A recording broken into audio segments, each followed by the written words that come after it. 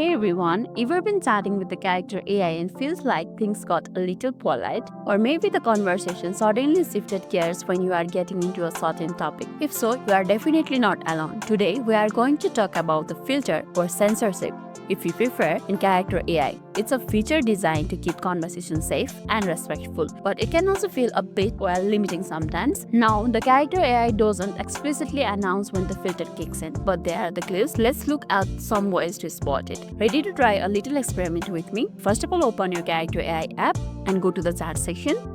Actually, it opens in the chat section. Now think of a topic, maybe something a little bit edgy but not overly offensive. Let's go to one of the chat. Let's go to the Cupid.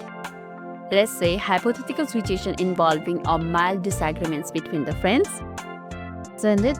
Let's see what kind of response you get. Certainly, I would be happy to discuss the scenario. Let's pretend you are the friend and let's call him a Jem. So it keep a general answer. The other times you might get the notice that AI becomes hesitant, less specific, or even says something like, I designed to be helpful and harmless AI. That's often a sign of filter is subtly at work. This filter isn't necessarily a bad thing. It's there for a reason to prevent harmful or inappropriate content. But understanding helps us use character AI more effectively. Knowing the boundaries means you can be more creative in how to phrase out prompts and guide the conversation. So, have you encountered the filters in character AI? What topics have you found trigger it?